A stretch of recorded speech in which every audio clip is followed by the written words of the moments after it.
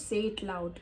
I'm not used to how I used to be before, and that's completely. Sometimes when I sit with myself and think कि मैं अभी चीज़ें वैसे feel क्यों नहीं करती जैसे मैं चीज़ें पहले फ़ील करती थी।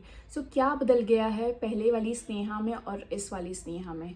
सो पहले वाली स्नेहा दिन भर सोचती रहती थी और अपनी फीलिंग्स को इग्नोर करती रहती थी।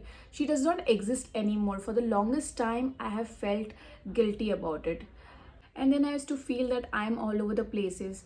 और अब ये वाली स्नेहा में ये चेंज आया है कि अब मैं रुक जाती हूँ। अब मैं सोचती हूँ कि is it worth thinking about, क्या उनके बोल देने से ये चीज़ें मुझ पर लागू होती है, क्या उनके कोई लेबल लगाने say that I M rude और आई हैव एटीट्यूड और I am not that good enough.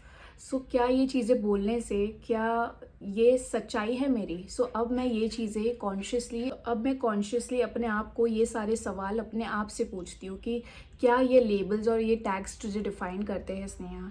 सो इसका आंसर मुझी से निकलता है। लाइक मैं अपने आप से ही पूछ कर ये सारे आंसर्स बताती हूँ, एंड इसका आंसर नहीं होते।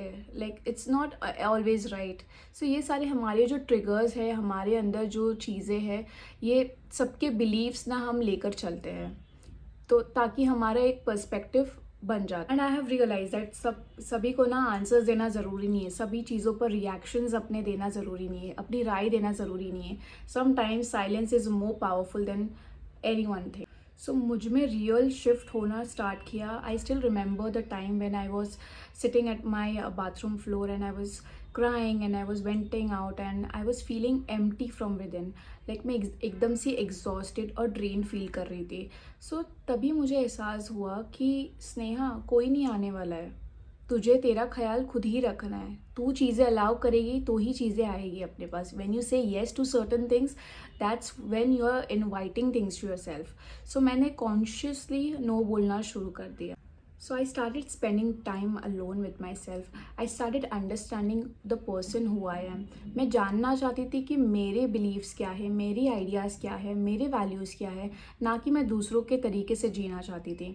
सो इस दौरान काफ़ी टाइम तक मैंने अपने आप को डिस्टेंस कर लिया था मेरे काफ़ी दोस्तों से। शायद उन्हें लगा भी होगा कि मुझ में बड़ा एटीट्यूड आ गया होगा या फिर मैं रूड हो गई होगी। It's not all that, it's just that I am choosing over any one else. Because and में जब मैं अपने बेड पर सोती हूँ तो मुझे वो सुकून वाली फीलिंग चाहिए थी, ना कि मैं एक टेंशन भरा दिमाग लेकर घूमूँ हर जगह। And that's I can not operate like that. Nobody would want to operate like that. आप ही सोचो, अगर आपके दिमाग में ही हज़ारों चीज़ें चालू होगी, so how will you function and how will you face the real world. Notice करना शुरू कर दी। वो कहते हैं ना कि you have to observe around yourself, not absorb from people. So I started doing that.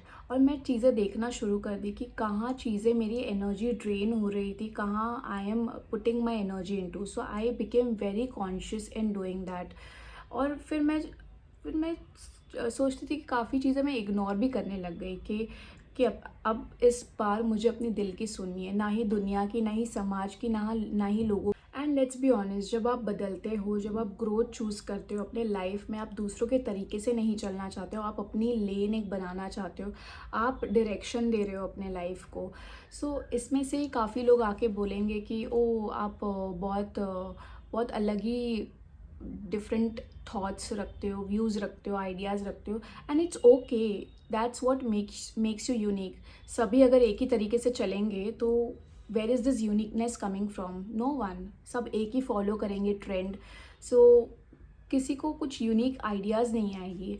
सो इसमें इम्पॉर्टेंट है कि भले दुनिया तुमको बोले कि तुम बदल गई हो, and even I use to think कि क्या मैं इगोइस्टिक हो गई हूँ, क्या मुझ में एटीट्यूड आ गया है, क्या मेरे तेवर बदल गए। ऐसा कुछ नहीं था। It's just that I am choosing myself and I am completely okay to be different from others. इसीलिए मेरा बहुत टाइम तक ना यही प्रॉब्लम था कि मेरा अभी भी यही प्रॉब्लम है कि मैं स्मॉल टॉक नहीं कर सकती, मैं बिल्कुल भी नहीं कर सकती। My friends who are watching me, like friends और फैमिली रिलेटिव्स, और मेरे कॉलीग्स जो भी ये वीडियो देख रहे हैं उनको पता है कि how I am as a personality. So मैं स्मॉल टॉक बिल्कुल भी नहीं कर सकती. I can not initiate a conversation in a group. If I am sitting with people I will be the silent observer. ये नहीं ज़रूरी है कि हमको बक बक करना ही ज़रूरी है. लाइक दैट्स मी, ये मेरा टेक है.